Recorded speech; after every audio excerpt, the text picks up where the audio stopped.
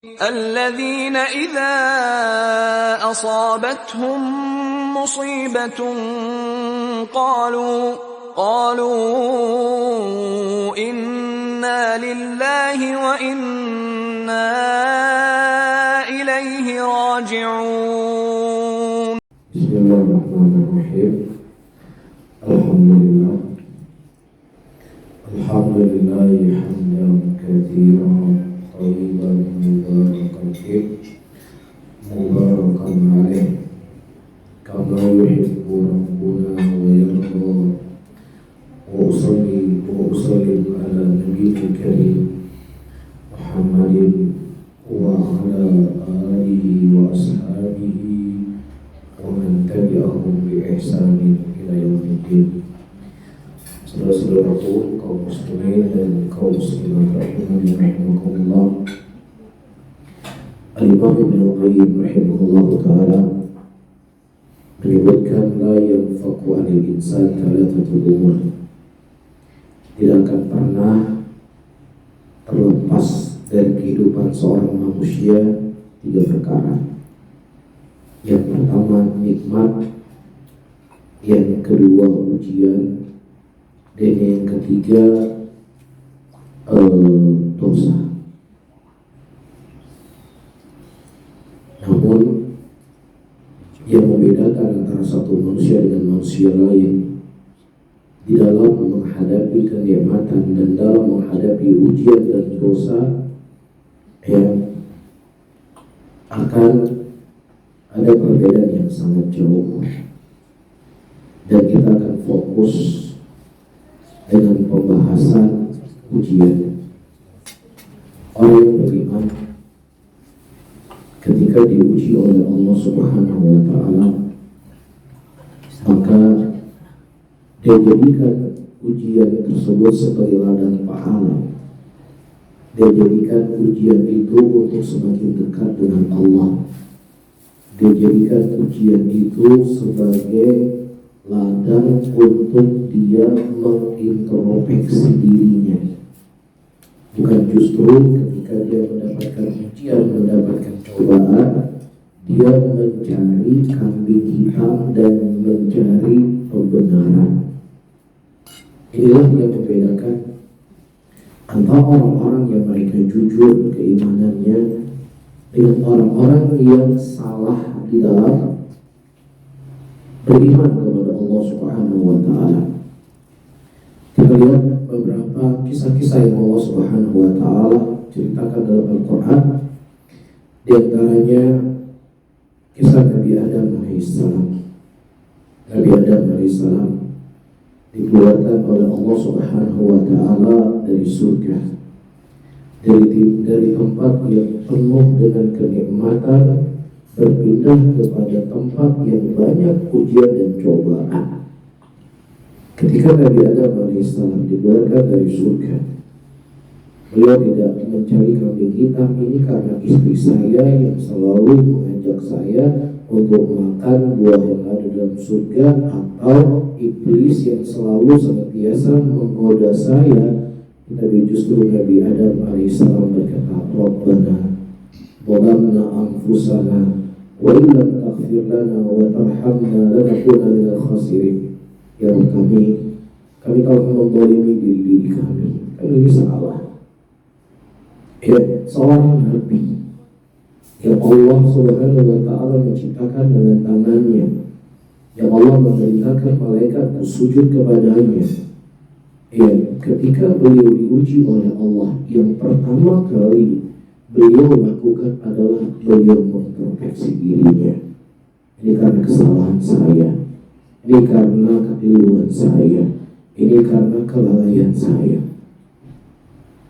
Ya, dan begitu juga ketika Allah Subhanahu wa Ta'ala menceritakan tentang Nabi Yunus alaihissalam.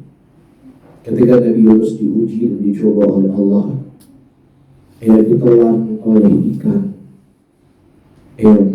dibawa ke dalam tengah lautan yang sangat gelap gulita. Nabi yang maksum ini, Nabi yang mulia ini, Nabi yang sebenarnya sangat jauh dari dosa dan maksiat, Beliau berkata, La ilaha illa anta subhanak inni kuntu minadh dhalimin. Tidak ilah yang berhak disembah kecuali Engkau ya Allah, dan aku termasuk orang-orang yang zalim. Sementara kita setiap saat kita berbuat dosa, sengaja atau tidak sengaja, apakah itu dosa lisan, apakah itu dosa mata, apakah itu dosa hati atau yang semisalnya. Ketika kita diuji oleh Allah, terkadang hampir kita tidak pernah menjadikan itu sebagai bahan untuk introspeksi diri kita. Bahkan terkadang kita justru suudzon kepada Allah. Saya sudah sholat, saya sudah ruku kepadanya, saya sudah sujud kepadanya. Bahkan saya lebih banyak melakukan kewajiban-kewajiban dibandingkan orang lain. Kok saya yang diberikan ujian oleh Allah? Ini menunjukkan kita tak kenal dengan siapa yang kita sembah. Ini menunjukkan kita tak kenal siapa yang kita ibadahi. Ketika seseorang menjadikan Allah Subhanahu wa Ta'ala sebagai Tuhan yang dia sembah, bukan hanya dia meyakini adanya Allah, bukan hanya dia menjalankan, oh pokoknya kita harus menjalankan perintah Allah, ini perintah Allah, ini larangan Allah. Saya tahu tentang haramnya khamar, saya menjauh khamar. Saya tahu tentang haramnya riba, saya jauh riba. Bukan hanya sampai di sini saja iman kita kepada Allah, tetapi sebagai bentuk wujud iman kita juga kepada Allah adalah mengimani apapun yang Allah takdirkan kepada kita. Bab ini terkadang kita suka lalai. Bab ini terkadang kita suka terluput. Ya, ketika pembahasan wah ini orang-orang liberal, kalau orang-orang yang mereka nggak percaya dengan hukum Allah, betul, itu salah. Tapi bagian dari iman kita kepada Allah, saya tegaskan kembali, adalah beriman dengan apa yang Allah tetapkan dan takdirkan kepada kita. Dan dibalik itu semuanya sebenarnya ada hikmah yang sangat besar yang bisa kita petik. Bisa di dunia dan bisa juga di akhirat kelak. Makanya disebutkan oleh Syekhul Islam Ibnu Taimiyah rahimahullah ta'ala, ketika Allah menguji seseorang, mencoba seseorang dengan cobaan, yang kemudian dengan ujian dan cobaan itu justru dia menjauh dari Allah Subhanahu wa Ta'ala, ya, maka menjauhnya dia dari Allah itu sebenarnya lebih dahsyat dari musibah itu sendiri. Karena ketika Allah memberikan ujian kepada seseorang, Allah ingin melihat hamba ini merengek di depannya. Allah ingin melihat hamba ini menangis di hadapannya. Allah ingin melihat hamba ini menyerahkan diri kepadanya. Allah ingin melihat hamba ini mengakui kesalahannya. Tetapi ketika kondisi seperti itu juga kita tidak mengakui kesalahan, berarti memang kita sudah sangat jauh dari Allah Subhanahu wa Ta'ala. Oleh karena itu, saya tutup kajian di sore hari ini dengan satu sejarah yang sangat besar yang memberikan pelajaran dalam hidup kita. Tidaklah semua apa yang kita inginkan itu harus kita dapat. Tidaklah semua yang kita harapkan itu mesti kita meraihnya. Dan tidak bisa kita meraih apa yang kita harapkan itu belum tentu jelek buat kita. Itu harus difahami. Saya kembali, tidaklah semua apa yang kita harapkan itu akan kita dapatkan di dunia. Dan ketika apa yang kita harapkan itu tidak kita dapatkan, bukan berarti itu jelek buat kita. Bisa saja itu merupakan kesuksesan yang tertunda sesaat. Ya. Dan apa yang saya sampaikan ini tentunya ada sisi keterkaitan apa yang saya sebutkan tadi. Seseorang ketika dia diuji oleh Allah, dicoba oleh Allah, bagaimana dia menjadi dirinya sebagai seorang muslim. Arti kata muslim, dia tunduk dan patuh dengan segala apa yang telah Allah tetapkan pada dirinya. Kisah apa itu? Kisah ketika Rasulullah SAW berjalan dari kota Madinah menuju ke Mekah, ya, sudah 8 tahun kurang lebih Nabi SAW sudah tidak pulang kampungnya. Ya, yang pertama. Yang kedua, ditambah lagi rindunya Nabi SAW dengan Ka'bah. Ya, karena semakin tinggi iman seseorang, ya, semakin bersih hati seseorang, dia akan semakin rindu dengan yang namanya Ka'bah. Kenapa? Karena Nabi Allah Ibrahim berdoa kepada Allah. Apa di antara doa Nabi Allah Ibrahim? Nabi Allah Ibrahim berdoa, ya Allah, jadikanlah tempat ini tempat yang dirindukan oleh orang-orang yang beriman. Jadi siapa saja yang mereka beriman kepada Allah pasti akan rindu dengan tempat ini. Jadi kita bisa bayangkan bagaimana kerinduan Nabi SAW dengan kampung halamannya dan rindunya beliau dengan Mekah. Ya, berjalan Nabi berhari-hari membawa hewan sembelihan. Ya, setelah perjalanan yang sudah dekat dengan kota Mekah, atau ibaratnya Mekah sudah tercium, jadi kalau berguling-guling mungkin sampai ke Mekah, sudah dekat. Ya, dan ini sesuatu yang nggak diprediksi oleh para sahabat Rasulullah SAW. Akhirnya orang-orang musyrikin menghalangi Nabi SAW nggak boleh masuk kota Mekah. Iya, nggak boleh masuk kota Mekah. Baik, jadi kalau seandainya misalnya Rasulullah dihalang ketika awal keluar dari kota Madinah, kecewa, tetapi kecewanya nggak seberat kecewa ketika sudah sampai ke Hudaybiyah, dekat dengan Mekah. Itulah kehidupan. Ya, jangankan kita, kekasih Allah, apa yang beliau harapkan itu belum tentu beliau dapatkan, apalagi kita yang masih banyak dosa. Kemudian Rasulullah SAW didatangi oleh Umar bin Khattab. Ya Rasulullah, apakah engkau benar sebagai Rasul Allah? Engkau mengatakan kepada kami kita akan masuk kota Mekah, kenapa kita sekarang nggak masuk? Ya, bahkan justru Nabi membuat perjanjian yang dikenal dengan perjanjian Hudaybiyah. Dari zahir perjanjian tersebut seakan-akan merugikan kaum muslimin, seakan-akan ya. Kemudian Nabi SAW mengatakan, saya sebagai Rasulullah Allah, saya sebagai Rasulullah Allah, dan saya tidak pernah mengatakan kepada engkau wahai Umar, saya nggak pernah mengatakan kepada engkau, ya kita akan masuk Mekah tahun ini. Bisa saja masuk Mekah 2 tahun lagi, bisa 3 tahun lagi, bisa seterusnya. Yang penting kita akan masuk ke Mekah. Ya, akhirnya pulanglah Nabi SAW. Ya, pulang. Mungkin teman-teman yang punya pengalaman berangkat umroh, ini kita nggak cerita gagal umroh ya, ceritanya terlambat dibagi kunci kamar, itu mungkin kita sudah emosi. Ya, terlambat dikasih kunci kamar, udah emosi. Ya, nah ini bukan terlambat dikasih kunci kamar, harus pulang kembali. Namun apa yang terjadi? 2 tahun setelahnya atau 3 tahun setelahnya, Rasulullah SAW kembali ke kota Mekah. Bukan hanya beliau bisa tawaf di Mekah, tetapi Mekah menjadi negara Islam. Ya, yang tadinya dikuasai oleh musyrikin berhasil ditaklukkan oleh Nabi SAW. Apa yang bisa kita petik?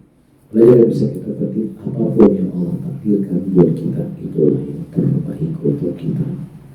Apa yang Allah tetapkan untuk kita, baik, pahit, atau manis, ya, selama seseorang itu bersabar kepada Allah, akan ada saatnya yang pahit itu akan manis. Apakah di dunia Allah kamu berikannya, ataukah di akhirat? Intinya seorang muslim, seorang muslimah tidak boleh dia sedikit pun bersuudzon kepada Allah Subhanahu wa ta'ala. Allah ta'ala alam bisawab. Mungkin ini yang bisa saya sampaikan, mudah-mudahan bermanfaat untuk saya sendiri dan juga kepada hadirin hadirat semuanya. Ada pertanyaan nih, Ustaz? Tanya langsung ya? Maksudnya silakan, siapa ini? Oh, kirain mau langsung. Ada pertanyaan, Ustaz. Seorang lelaki berselingkuh kemudian ketahuan istrinya. Kemudian lelaki itu bersumpah dengan menggunakan Al-Quran bahwa dia menceraikan selingkuhannya. Apakah sah perceraian mereka? Di sini ada dalam kutip istri selingkuhannya. Waktu bilang cerai, pakai Al-Quran itu direkam dan dikirim ke perempuan selingkuhannya alias istri selingkuhannya, katanya Ustaz. Apakah sah cerainya?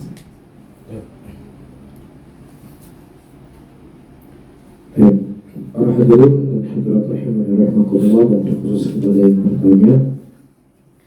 Pertama, cerai itu dibagi menjadi dua. Ada cerai yang bersifat sharahah, ada cerai yang sifatnya adalah ghairu sharahah. Kalau seandainya seorang mengatakan, kamu saya ceraikan, ya, maka jelas ini adalah cerai. Apakah dia niatkan ataukah dia tidak niatkan? Selama dia telah mengucapkan kalimat cerai kepada istrinya, maka itu terjadi cerai.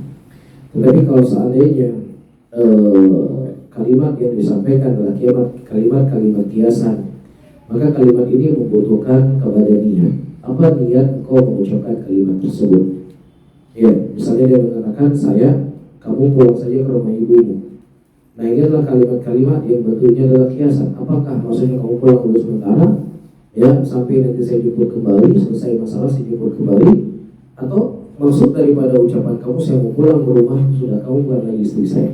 Maka itu semuanya kembali kepada niat dari yang mengucapkan kalimat tersebut. Yang kedua, jelas dari apa yang ditanya, dia sudah mengucapkan kalimat cerai, dan yang kedua ditambah dengan sumpah lagi. Jadi sudah dua kuadrat di sini.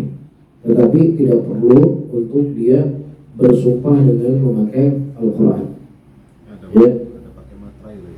Pakai materai. Nah, jadi ketika dia sudah mengucapkan kalimat cerai, sudah jatuh cerai tersebut, walaupun tidak didengar langsung oleh si istrinya tadi.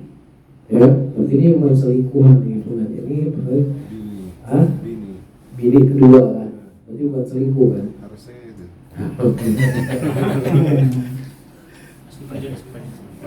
Harus diperjelas kepada Iya. Ini yang menulis mau bertanya langsung. Ketahuan nanti ya. Anda baca dulu saya. Saya bertanya, gangguan syaitan itu berlangsung hingga sakaratul maut. Apakah syaitan juga menggoda seorang orang tua yang sudah kembali seperti bayi, artinya sudah pikun, terbaring di tempat tidur namun sudah tidak ingat apa-apa? Apakah juga syaitan menggodanya seperti itu? Rasulullah SAW menyebutkan rufiatul aqlam min thalathah, diangkatnya qalam dari 3 jenis manusia. Di antaranya adalah al-junun sampai dia sadar, ya, orang gila sampai dia sembuh dari kegilaannya.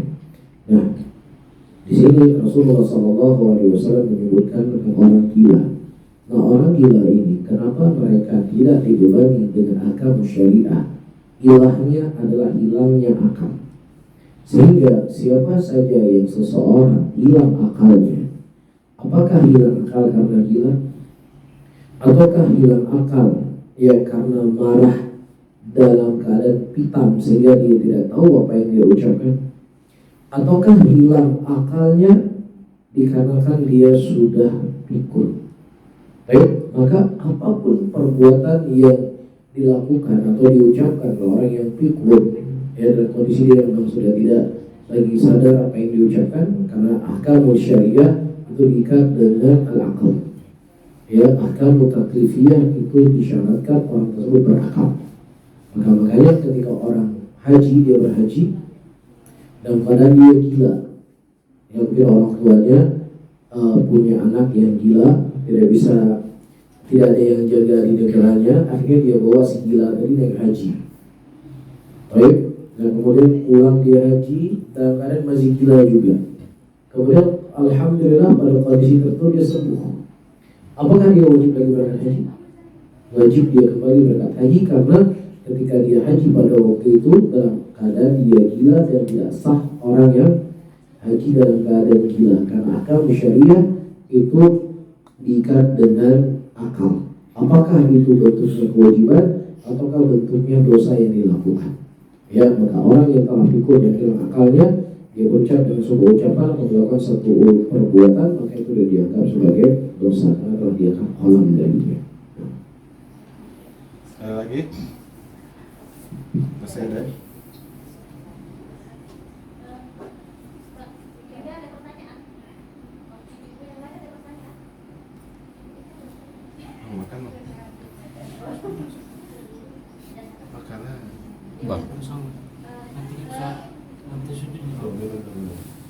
Kemarin khusus Bang, Langsung aja langsung. minuman yang satu.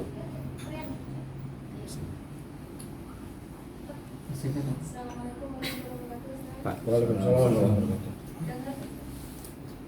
Nah, betul. Ustaz, boleh nggak ya kalau misalnya kita lagi kena musibah atau sakit atau apa gitu kita mengatakan begini, oh mungkin karena saya lagi banyak dosa atau ini saya lagi ada dosa nih jadi saya kena musibah. Mohon dijelaskan Ustaz.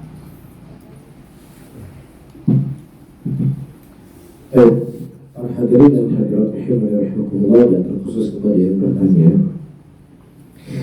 Pertama, tidaklah Allah Subhanahu wa taala memberikan ujian dan cobaan kepada seseorang dikarenakan adalah dosa dan maksiat yang dia lakukan. Itu di antara sebabnya. Ya, makanya orang yang diberikan taufik oleh Allah ketika dia diuji dan dicoba oleh Allah itu menjadi nikmat buat dia.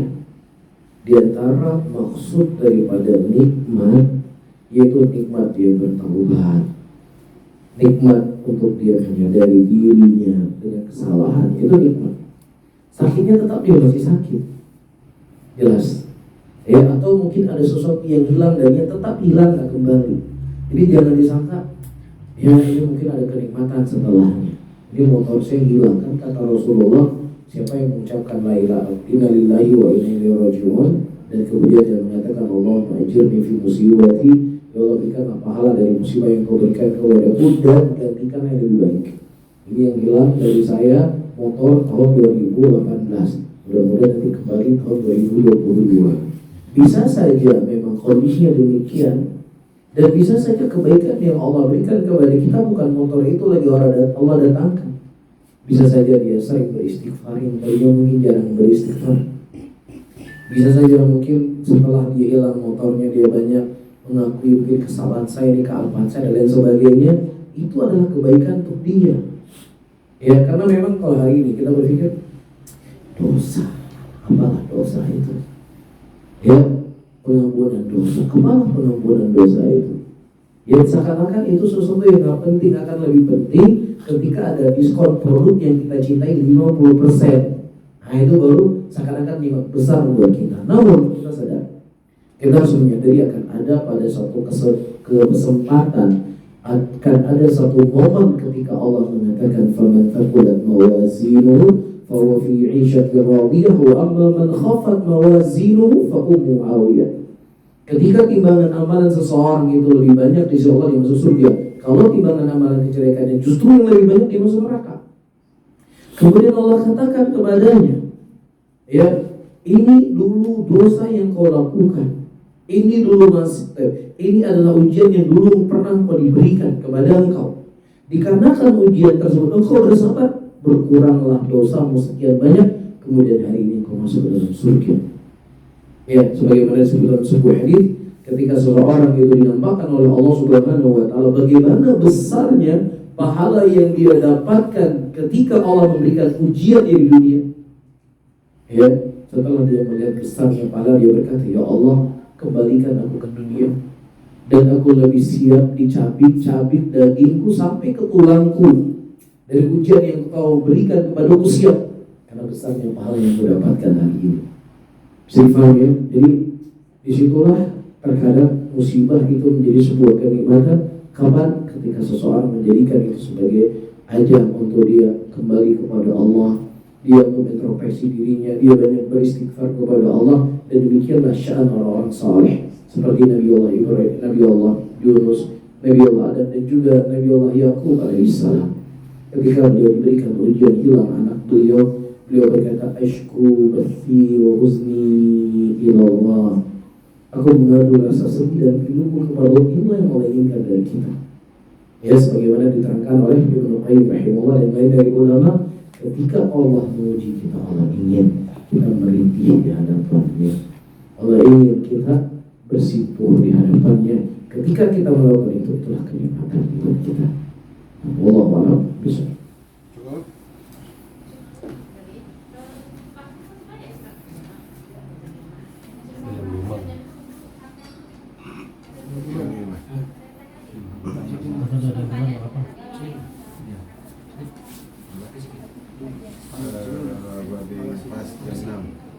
Bagasi? Bagasi dulu atau gimana? Bagasi dulu. Bagasi dulu lah. Bagasi dulu. Siapa yang ngantar? Siapa yang bisa bawa bagasi? Maksudnya masuk ke dalam gitu? Nah, ini tinggal aja. Ini udah beres. Saya kira sudah. Mereka belum sih, mereka bilang sih belum. Gitu. Karena antar barang aja ada di sana hotel yang 5 dia masukin. Yang lain siapa yang ngantar? Yang punya akses lah. Siapa yang punya akses? Pak Ropi, siapa? Punya akses. Dinas susah lah ya. Nggak bawa beg.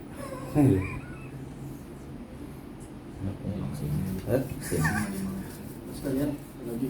Ya, 10 menit lah ya. Siap. Mana lagi? 10 menit paling lama. Apa? Paling lama 10 menit. Paling lama ya. Udah? Udah aja. Udah. Ya, silakan. Pak. Assalamualaikum warahmatullahi wabarakatuh. Seandainya gini Ustaz, kayak punya kita menerima musibah gitu. Misalnya suami nggak bekerja, berlama setahun gitu kan. Nah, terus ada rasa was-was gitu dalam hati. Ini bakal ada pelangi setelah hujan atau jangan-jangan malah ada badai gitu. Itu termasuk rasa kabur nggak ya, Ustaz? Itu kan bahasa saya.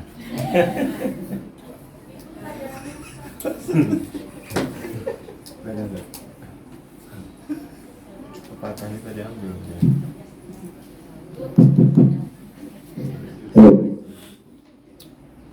Bapak dan ibu-ibu dan khusus kepada yang bertanya, kehidupan kita di dunia ini ya tidak akan selalu berada dalam suatu kondisi.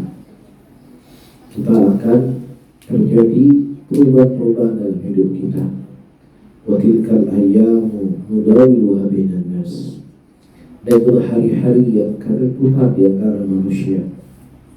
Bahkan manusia yang paling mulia di muka bumi ini, Nabi Muhammad SAW, beliau juga menghadapi perputaran kehidupan dari sisi yang kita bahas ini. Nabi SAW beliau pernah berkorban ratusan ekor unta. Rasulullah SAW beliau pernah membekali keluarganya dengan 9 istri dengan bekal berbulan-bulan sampai bertahun-tahun. Ya, tetapi juga terkadang ada kondisi Nabi Muhammad SAW tidak ada yang beliau makan kecuali hanya kurma dan air putih saja. Jadi kehidupan ini pasti akan berputar. Begitu juga terukilkan dari Abdullah bin Mas'ud radhiyallahu taala anhu. Suatu hari istrinya bertanya kepada beliau, apakah kau bisa bertanya kepada Nabi, aku boleh menafkahkan engkau? Karena mungkin kondisi pada waktu itu Abdullah bin Mas'ud tidak bekerja, tidak mencari nafkah, kemudian istrinya lah yang memberikan nafkah. Dan Nabi SAW memberikan izin untuk memberikan nafkah kepada suami ketika memang kondisi suami tersebut dalam keadaan apa? Dalam keadaan sempit. Nah, inilah bentuk ta'awun. Ya, jangan sampai suami ketika banyak uang, abangku sayang. Ketika suaminya nggak punya uang, mukanya berubah, ya suka ngomel-ngomel, atau lain lagi kondisinya. Ya, maka ini nggak pantas dilakukan oleh seorang wanita muslimah. Aisyah dan istri-istri Nabi SAW yang lainnya, mereka tetap mencintai Nabi Muhammad SAW.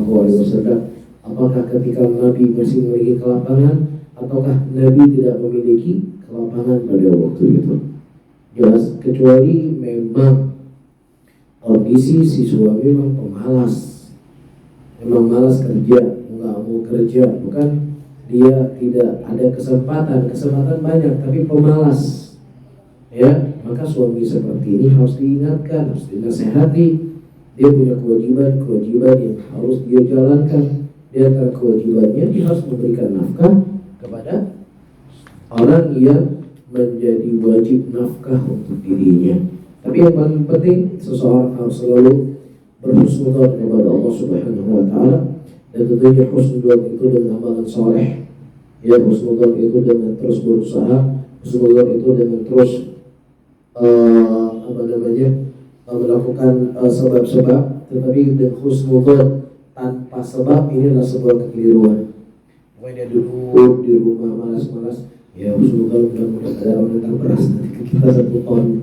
Itu bukan husnudzon namanya, itu namanya maghrur. Ya, nah inilah kondisinya bisa akan lebih jelek. Jelas, jadi tawakal itu husnudzon kepada Allah dengan cara kita menjalankan sesuatu yang itu Allah dibenarkan dalam agama, atau sesuatu yang telah disyariatkan dalam agama. Paham maksudnya ya? Jadi kondisi tertentu dia sakit, memang dia tidak mampu bekerja, kondisi dalam keadaan terdesak, dia selalu berprasangka baik kepada Allah. Allah pasti akan memberikan jalan keluar kepada saya. Sebagaimana kondisi para sahabat Rasulullah dalam sebuah peperangan yang panjang, Nabi membekali mereka dengan bekal pada waktu itu yang kemudian bekal mereka pada titik 1 hari cuma punya 1 butir kurma saja. Paginya mereka isap kurmanya, siangnya diisap lagi, malamnya baru dimakan. Ya, ini kondisi memang kondisi mereka terpaksa, bukan malas. Disitulah mereka berharap akan ada pertolongan Allah. Kemudian subhanallah, Allah datangkan kepada mereka seekor ikan. Yang ikannya itu, kerangkanya itu bisa dilewati oleh unta, kerangkanya. Ya, sampai-sampai Nabi juga dibawa oleh ikan itu. Ya, ini semuanya setelah dia berada di titik yang terendah. Kemudian disitulah dia selalu bersikap baik kepada Allah. Jadi kalau seandainya seperti saya sebutkan tadi, kesempatan ada, badan sehat dan lain sebagainya, mudah-mudahan akan jatuh uang dari langit. Ini namanya pemalas. Ini orang yang maghrur dan tertipu dengan dirinya, dan kondisinya bisa akan lebih jelek. Namun disitulah istri-istri harus selalu memberikan motivasi. Ya, namanya masalah macam-macam masalah ya. Misalnya suami mungkin tiba-tiba futur bekerja, futur cari uang. Ya misalnya futur gajian, ya, futur cari uang. Itu ada, tapi jarang sekali. Dan kalau ada, disemangati. Maksudnya ibu-ibu jangan hanya menjadi beban pikiran, kalau suami saya nggak kerja gimana ya. Tapi suaminya nggak kajian, nggak pusing ibu-ibu. Ini juga salah. Paham saya? Allah. Tapi kalau khawatir itu bukan prasangka buruk kan? Nah, jadi kita harus selalu optimis, kita harus selalu berhusnudzon kepada Allah, kita harus selalu punya hidup yang melahirkan hal-hal yang positif dalam hidup kita. Karena terkadang Allah menyebutkan sebuah ayat dalam Al-Quran, syaitan itu punya satu senjata, di antara senjata syaitan adalah menakut-nakuti dengan kefakiran.